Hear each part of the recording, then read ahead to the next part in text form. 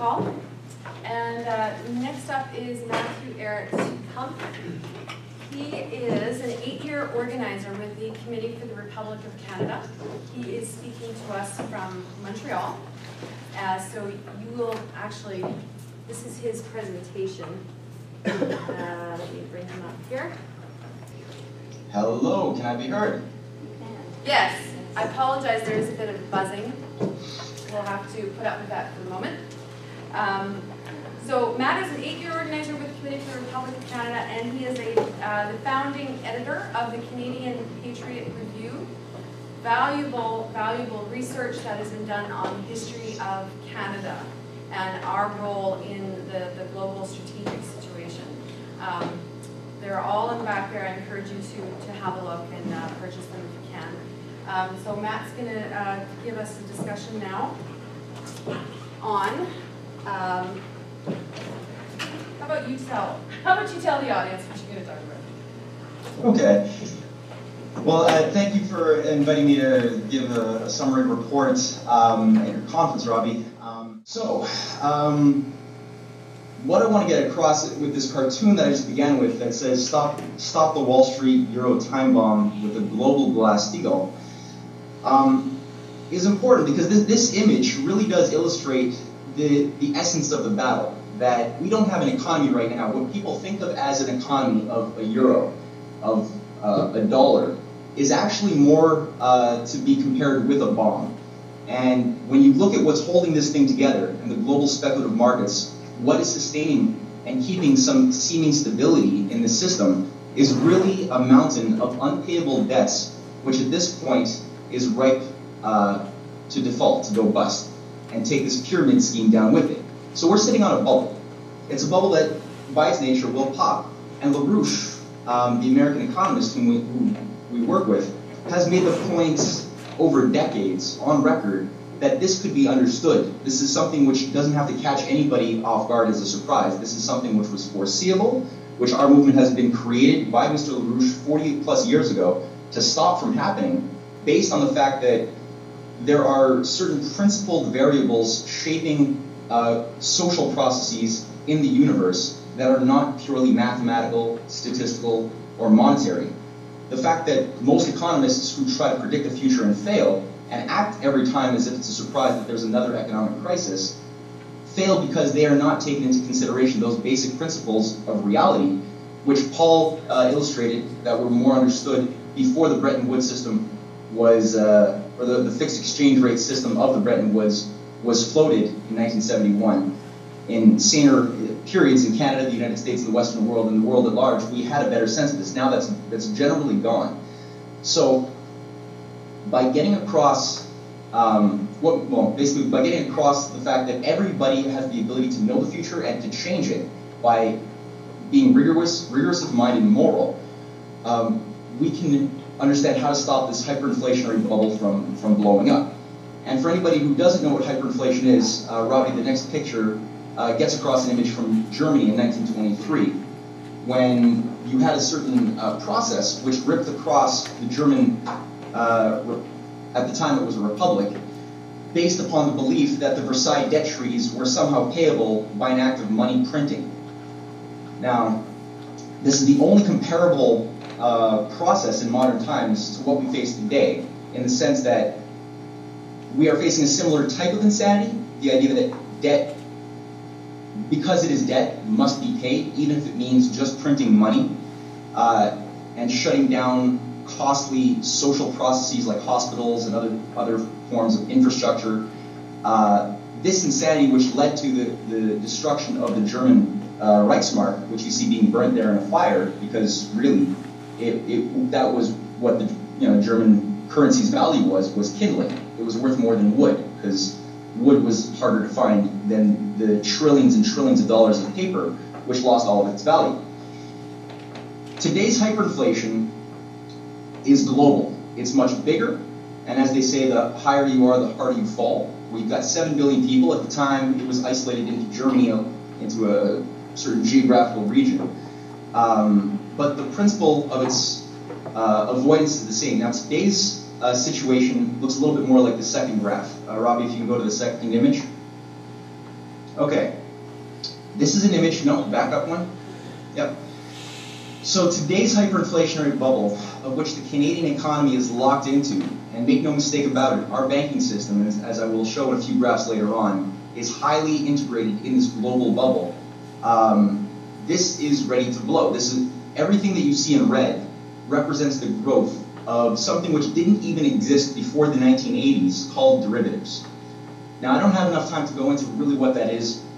A lot's been written on this, but effectively what we're dealing with are fictitious speculative capital based on different types, and there's trillions of different types of derivatives that deal with speculating on insured debts, on varieties of credit default swaps. The mortgage-backed security debacle was an example of this.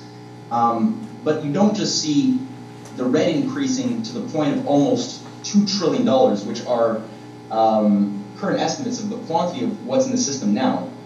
Minimally, you have between 700 trillion to 2 quadrillion, which is on the board, many more times than the world GDP. But in blue and in yellow, blue and in green, you should also see stocks and debt. Now, the stocks and debt themselves are a little bit more closely linked in general to the physical economy, the actual productive, components of the economy, which is generally, not always, and in this case, less and less today, but generally tied to something you could trace back to something which was created, moved, purchased. That, as you can see, is completely overshadowed things that are tied to something that is a little bit more based in reality. Now, in the case of 1923 Germany, the political component of this is that even though there was a seeming respite by printing the money for a few months to pay off these Versailles treaties that Germany was imposed by Britain and by their Wall Street lackeys after World War I.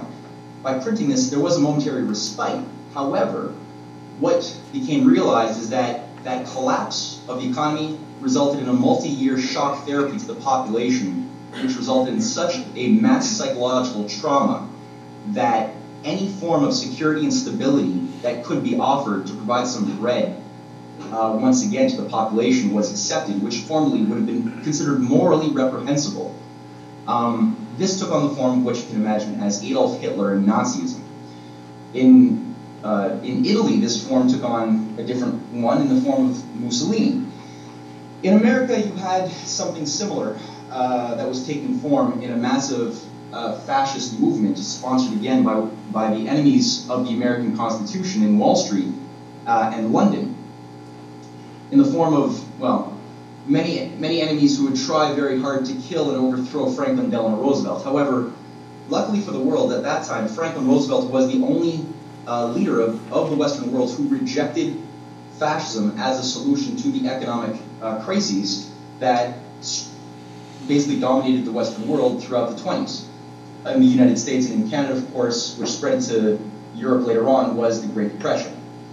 Now, Roosevelt understood the nature of this beast, and for those in Canada who say, oh, but Glass-Steagall it's not Canadian, it's an American legislation, they betray it. That statement, which you will frequently come across, betrays a very big ignorance of the process that we are all a part of.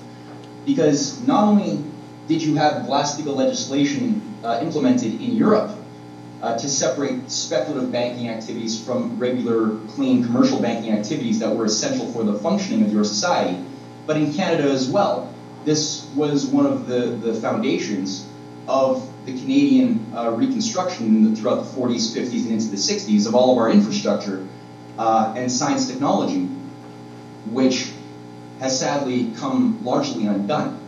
Now, Roosevelt was dealing with this fascist element inside of America, as Canada was as well in the early 30s here too, where we had the League of Social Reconstruction, which was being pushed by proponents of the eugenics Nazi ideology, who wished to have a type of technocratic, Malthusian, fascist regime type of government in Canada as their solution to the Great Depression. Now, Roosevelt understood this process. He understood that the bankers in Wall Street had created the Great Depression, which didn't need to happen. That bubble that popped then was due largely and Roosevelt made it his point in the first 100 days in office to correct this, but it was created, this bubble, because of the ability for banks, speculative banks, to access people's deposits and then put it into highly risky speculative ventures that created a lot of momentary returns for investors, but created giant bubbles, especially in housing, which all proceeded to collapse on what was called Black Tuesday, when the broker call loans were called in and the bubble was popped. Now, Roosevelt understood this nature of this thing, and so working with a senator and a congressman named, Senator Glass and Congressman Steagall, you had the creation of this bill, which was based on breaking up the banks and ensuring that any bank which speculated and took a loss would not get protected by national government. There would be no such thing as a bailout. There would be no such thing as a too big to fail. And any bank which was a part of the vital component of the national health and of the general welfare, that was protected by government insurance, nothing else but that. And banks would not have the ability to access easy money from pensioners, from savings or other parts of the real economy. So to the degree that that wall was kept in place, we had real growth. And under the Bretton Woods system of fixed exchange rates, the principle of the belief in monetarism as a driver of value and of personal vice was kept in a controlled little bubble that was not able to dominate the decision-making and large-scale economic planning of where your nation was going. So this was the process that brought us into a world of potential throughout the 60s with the opening up of the space age, the opening up of the atomic age, and the idea was the end of colonialism. It was not simply an economic or some utopian view that, oh, now we would have, an age of Eden on the earth where science technology would save us. No. The understanding by John F. Kennedy, people who you will hear later on in this conference about, even in Canada, was that it was through uplifting the intellectual qualities of the population in both our own countries as well as in third world former colonized nations in South America, Asia, Africa, that we would be able to finally end the imperial system and embark upon an age of peaceful coexistence based on exploring the universe and exploring our understanding of fission, fusion, and the mastery of the forces of nature for the benefit of human beings. So this is what we once had. Now this will be brought up once again in the coming panel, but to bring this back to Canada, why do we need Glass-Steagall? Okay, let's move one closer. Robbie, can you go to the next graph? So just to look at this in another angle, a little bit more closely from our friends in the United States, just to get a sense of the contagion. One of the estimates on the lower end is that there's about $700 trillion of derivatives, which you see on the graph to the left. In a breakdown of the biggest banks in the United States, you can see clearly that the majority of what they consider assets and what we've been bailing out since 2008 have really just been protecting their derivatives. The real economy, neither in Greece, nor in the United States, nor even in Canada, has received virtually any of the bailout which has kept these major institutions from collapsing. So we lost our economy in 2008. We don't have an economy anymore. We have a bailout system. This is the importance of joining the BRICS, to let the bomb go off in a contained way, taking these bankers down, but protect what's real and let these derivatives just go by reorganizing the real economy. So people say, oh, but the Canadian banks, we made it through it okay. That's the American context. Canada's banks are safe. We were responsible. Now that's completely fallacious, and this is why the mayor of Burnaby agreed with the city council to endorse our call for Glass-Steagall. This is why many union representatives have done the same by calling on our international parliamentarians' call for Glass-Steagall, which I encourage everyone here to begin to work with us on, as well as the BRICS, the joining of the BRICS petition as well. But if you look to the Canadian banks in the next slide, Robbie, can you go to the next? What we have is basically just looking at the overall big six banks using OSFI figures. We can see that, and this is already 3 years ago. In fact, the derivatives exposure to the banks has increased from $20 trillion, which we see up in the red bar to well over $25 trillion today, possibly more. It's tough to calculate. The equity in the assets, assets being things like securitized debts even, which themselves have very little real value when you look at what's holding that together, especially in the consumer debt and housing sector in Canada. That's already only $3 trillion, a relative small fraction of the derivative exposure of our big six banks. And equity, actually seemingly more tangible things, even just a fraction of that.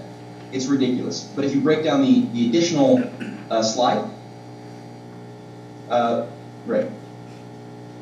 What we have are again, an individual outline of the big six banks shows you that RBC is obviously off the hook with over $7 trillion today. This, again, is from 2011.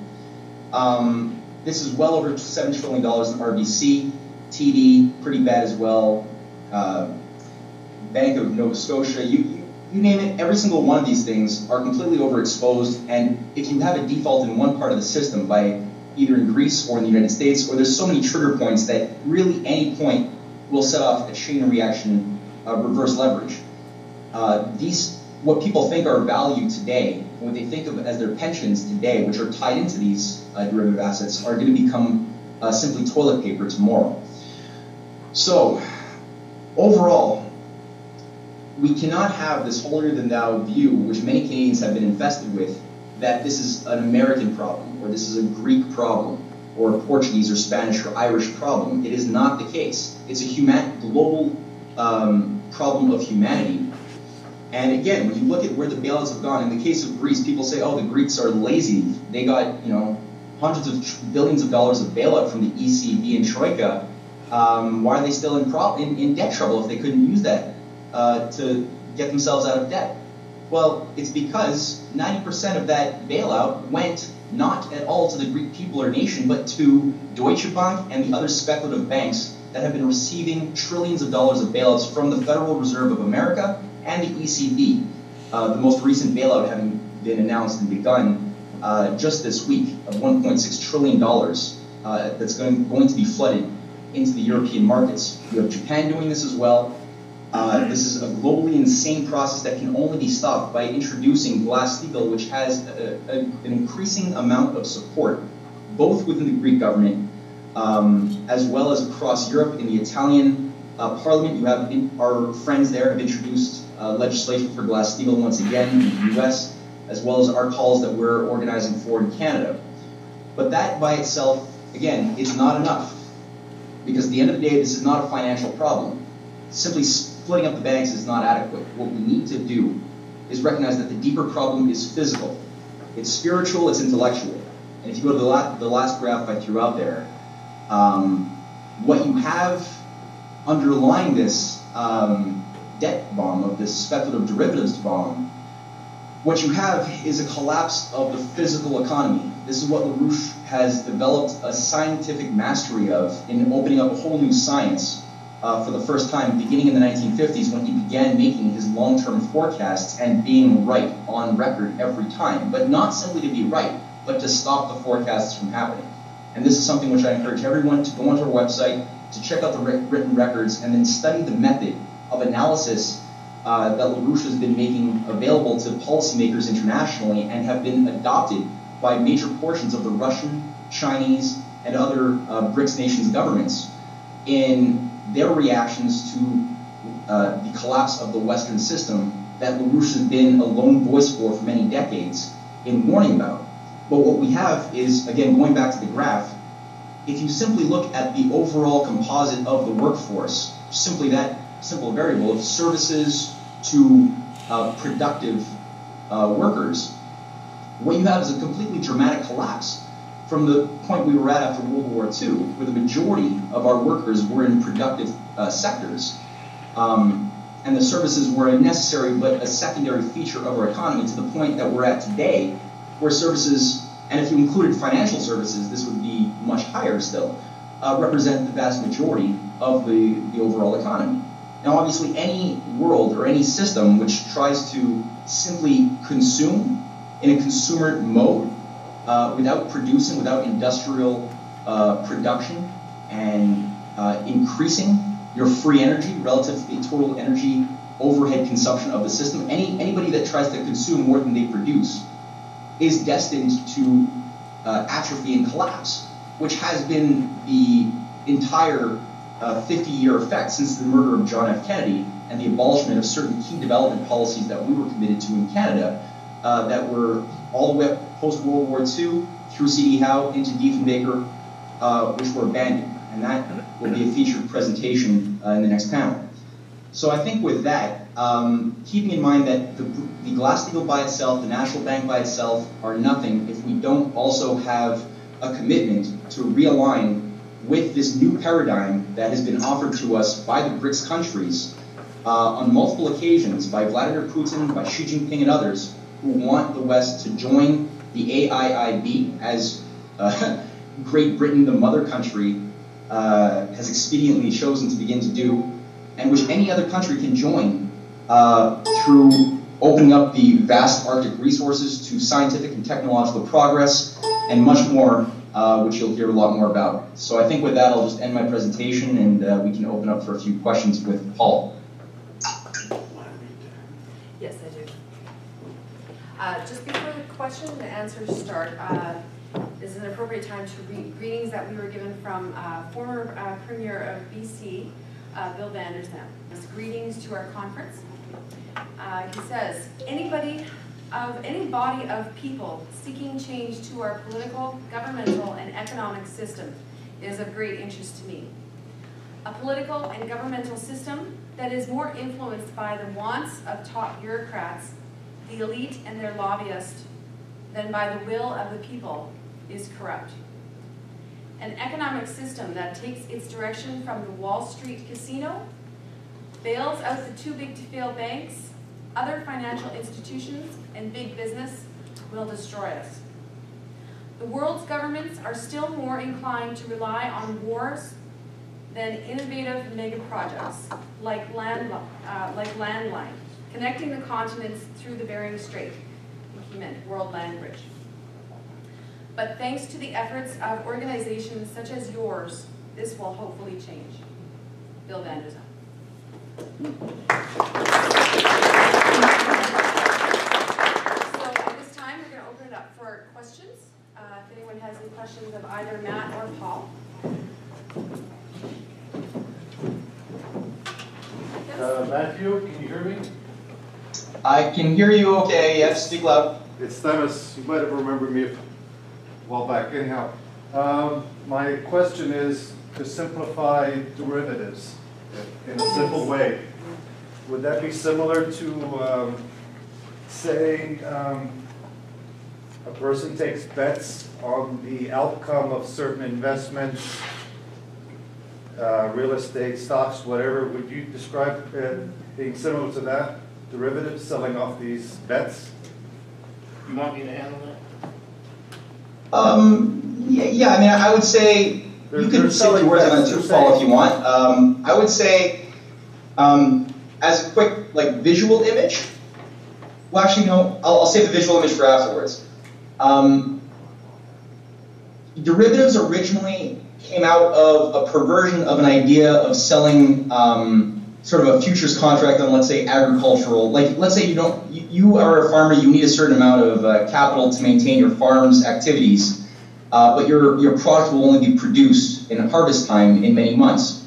But you don't know if it's going to go bad. You don't know if maybe there's going to be a bad harvest. So you take out an insurance to make sure that you can at least, if there is a bad harvest, you will be able to still make the capital to sustain your functions.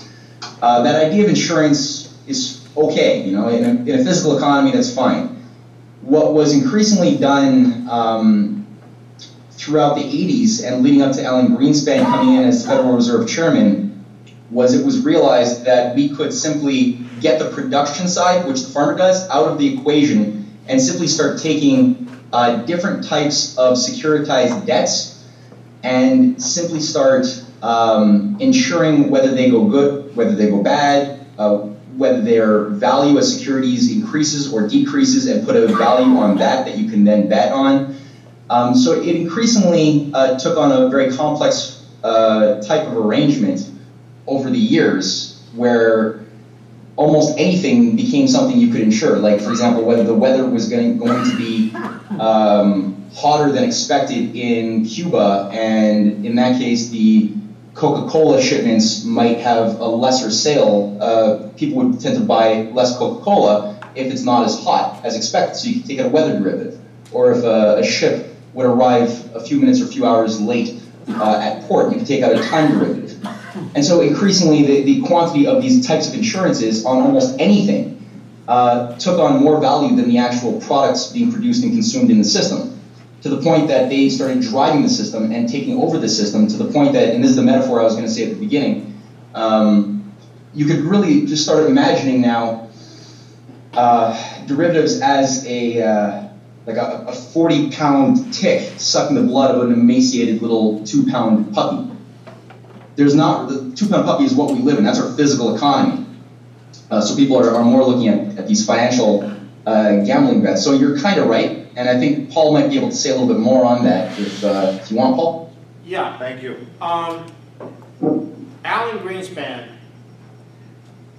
is the author of the whole derivative process in the U.S. and it's spread throughout the world. All of these things were illegal. And what happened is that there was a financial collapse in the United States in 1987. And rather than allowing the values of the collapse to go to the natural level, Alan Greenspan started something called derivatives. Okay. And the way it works is that, and Alan Greenspan understood it very well. He said, derivatives are great, they spread the risk, but the ultimate consequence is that they create a systemic risk, meaning that the whole system goes. Rather than just one little part of the system goes, the whole system goes. So the idea is that you create,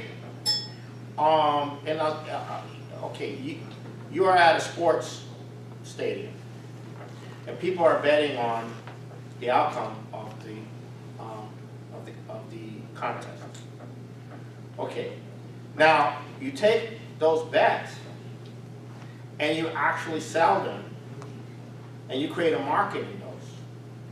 Okay, and what you're doing is you're tying up all of the financial resources in these bets, and then if it looks like your bet's going to go bad, you make another even bigger bet to counter that bet, and then another bet, and then another bet, and then another. So it's like a Ponzi scheme. It's like a huge chain letter that just keeps growing, and it keeps growing. And as long as it's growing, and as long as the whole thing doesn't collapse, then now that system essentially runs the world, because it's tying up all the credit. It's tying up all the investment. It's tying up everything. And then you make a profit, right? You're leveraging, okay, so you're leveraging a $10 bet is leveraging $1,000 worth of derivatives. If you make a minuscule change, it multiplies itself, and now you have a profit in the bank. But that profit was not earned in any legitimate way.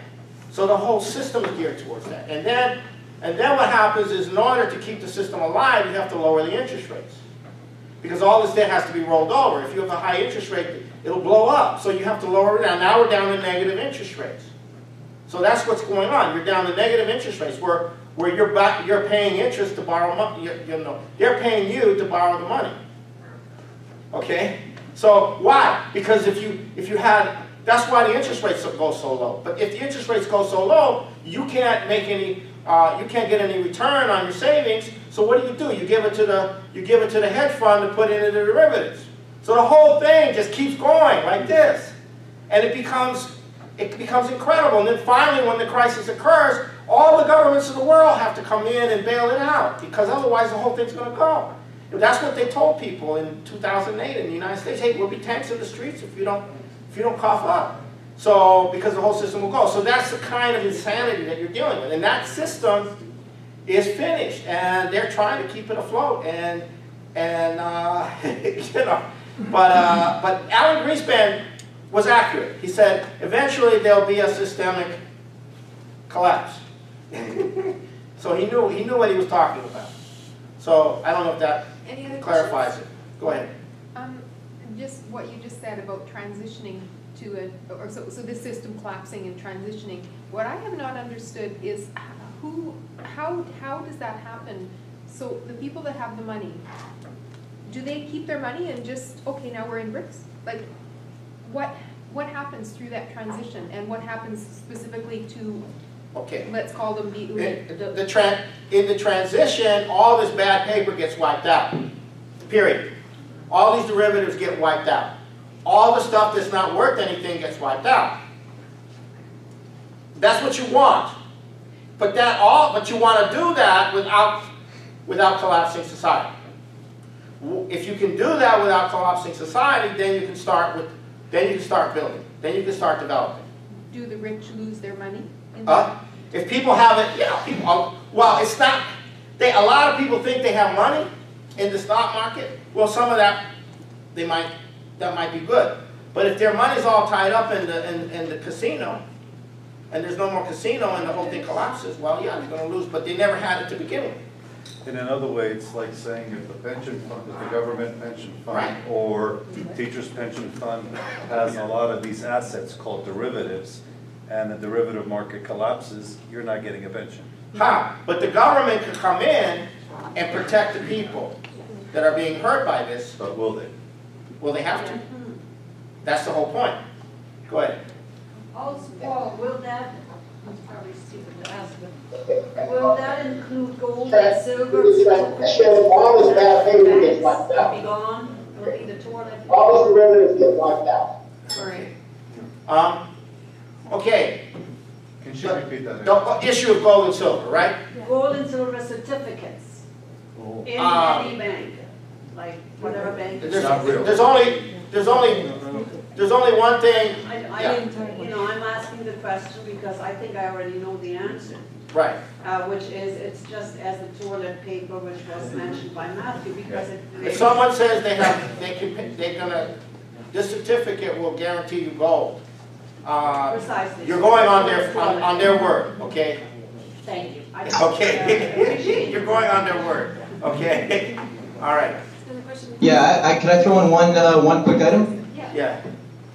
Okay. I would just say as well that there is a race against time right now where there is two ways of doing a transition to a new system. And one way is highly preferable, which is the one that we're all talking about towards adopting this BRICS paradigm, which obviously begins with Steagall. But it's important to be aware that the other way is through the bail-in. There's the battle between whether it's the private financial interests that succeed in declaring nations bankrupt, and increasingly they've been doing this by putting their private losses onto the public shoulders and declaring it, the basis of massive killer austerity. And then that, at a certain point, just simply saying that, okay, nations are bankrupt, bail-ins would be the trigger to begin to massively seize accounts and trigger a global, run on the banks type of thing, which is what triggered the Great Depression. The oligarchy cannot do that because of what the BRICS have done. Because at this point, if the BRICS are in a state of development, it is understood right now that this new system, which has all of the framework now set in place with the correct paradigm of long-term future potential, which was what Narendra Modi has described as the basis of the BRICS, that will become the globally hegemonic system without a doubt. So the oligarchy is not capable of acting upon the bail-in regime, which currently, again, it is set up to confiscate massive amounts of savings, pensions, deposits in a coordinatedly global way and trigger the blowout. And so really to keep in mind that it's not like time is necessarily on our side, but we do need to be aware that it's going to be a new system one way or the other. It's just that right now, it would be a thermonuclear war that gets in the way and everybody gets wiped out. So the oligarchy is acting on a utopian view of a world that cannot come into being. Humanity doesn't work that way because they're treating us like animals or programmable robots, which we're not. But they would like us to be that way in their fantasy world. So their utopian view is going to destroy them too. So Glass-Steagall is the only way, really, at this point. The mechanisms can be sorted out but you got to do Glass-Steagall. And the brick system is the only functional paradigm right now which the oligarchy is not able to control and is based on a real moral principle that humanity actually represents as a creative being in the universe, right? So we have to keep our minds focused on the political realities too. And I'll just add one thing. In Greece, the leadership of Greece is saying, we're not paying this debt if it's going to destroy our people. The general welfare comes first. And that's going to decide what kind of arrangements we're going to be made. And that has to be true for every nation. The general welfare of the nation and its people come first. These guys come last. You know, and that's what's being established as a principle right now in the Greek crisis. I think that's a good time to take a break. If there's no further questions right now. The second panel is going to be a powerhouse with Dave and Scott talking about both bricks and a history of development in BC as well. Sorry, was there a question? I was just going to say goodbye, Matt. Oh, I'm still there. Thank you, Matthew. yes, thank you. Thank both you. panelists.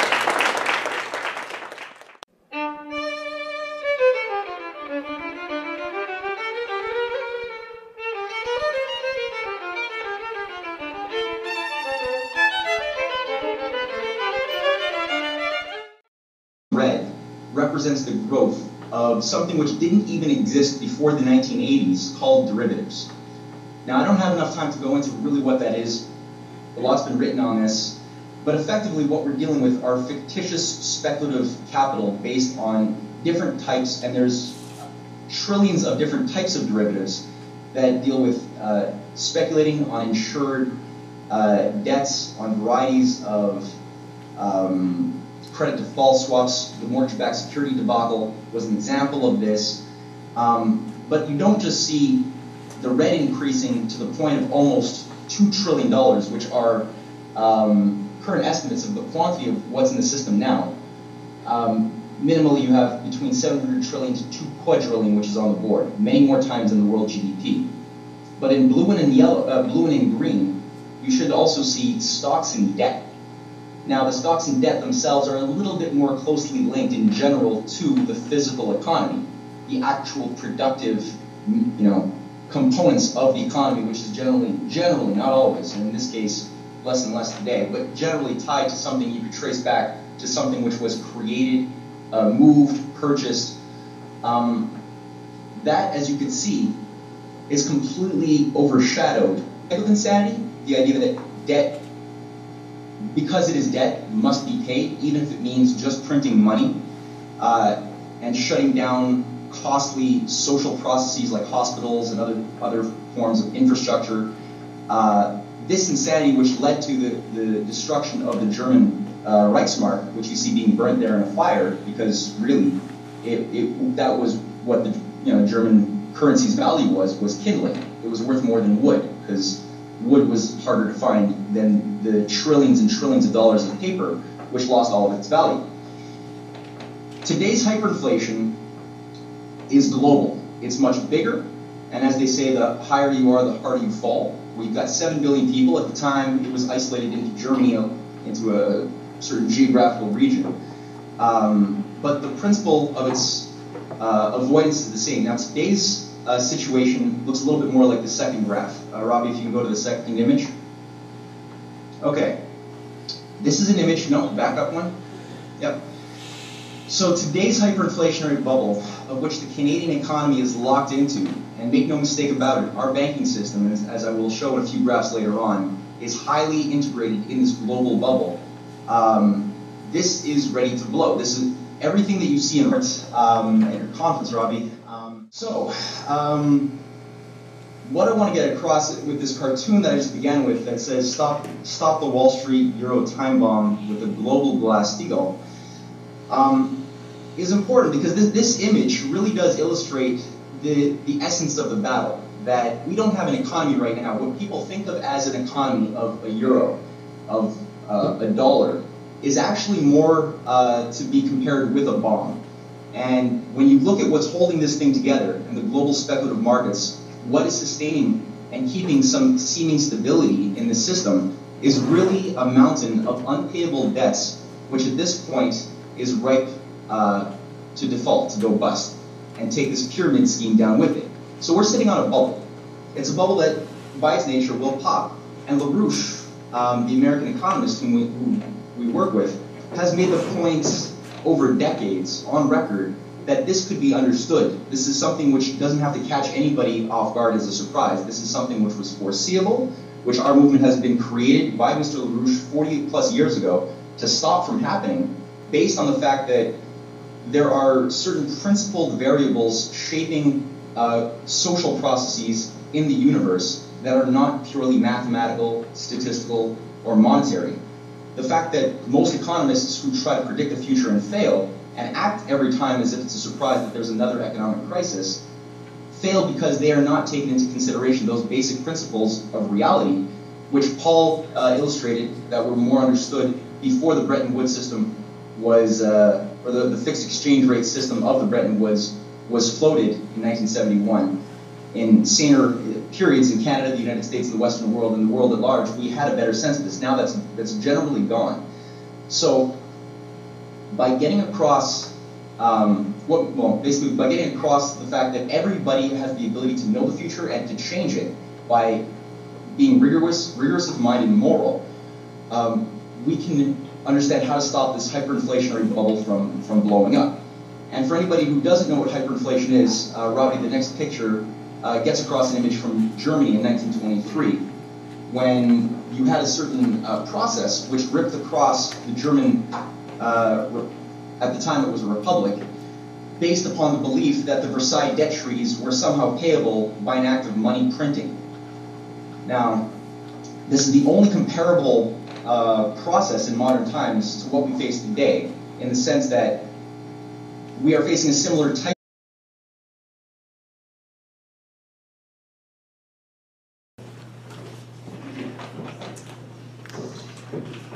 Okay, thank you, Paul. And next up is Matthew Ehret-Kump.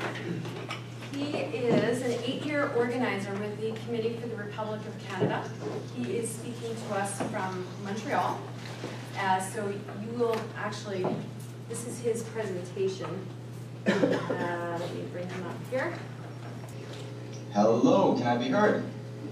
Yes, I apologize, there is a bit of buzzing. We'll have to put up with that for the moment. So Matt is an 8-year organizer with the Committee for the Republic of Canada, and he is the founding editor of the Canadian Patriot Review. Valuable research that has been done on the history of Canada and our role in the global strategic situation. They're all in the back there. I encourage you to have a look and purchase them if you can. So Matt's going to give us a discussion now on, how about you tell the audience what you're going to talk about? Okay. Well, thank you for inviting me to give a summary report